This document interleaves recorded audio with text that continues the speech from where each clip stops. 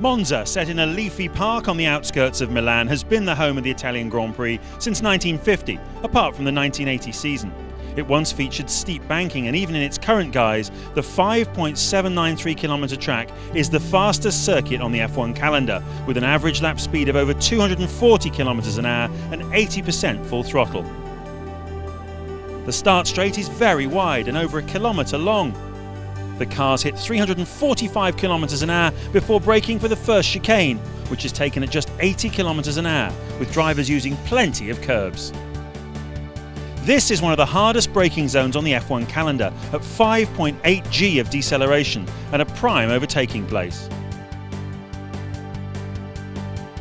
Then the cars head through the flat-out right-hander at Curva Biasino, named after a village nearby. It's also sometimes called the Curva Grande, at 300 kilometres an hour. They reach 330 before braking for the second chicane.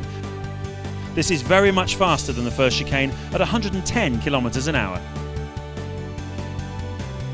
The next two corners are known as the Lesmo Bends, after a small community near the racetrack. The cars arrive at 265 kilometres an hour and dab the brakes for less than a second, to turn into Lesmo 1 at 165, slowing to 155 for the second, more challenging corner. Cars often run wide into the gravel on the exit.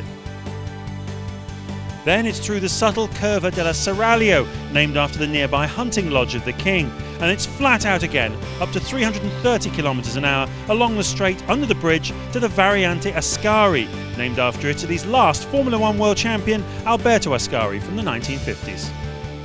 Ascari is taken at 140 kilometres an hour for the left-hander, then 180 for the right-hander, before 200 kilometres an hour for the final second left-hander. The line here is all important, as it dictates speed down the back straight. Then it's flat out again for almost a kilometre towards Parabolica. Hitting 335 kilometres an hour, the drivers hit the brakes hard, but for just a second. Still, it's a 5G deceleration, and then they commit the cars to the famous right-hander at 165 kilometres an hour. The Parabolica, an iconic name for an iconic corner. Then it's onto the pit straight again to begin another lap. That's 90 flat-out seconds of the fastest track in F1.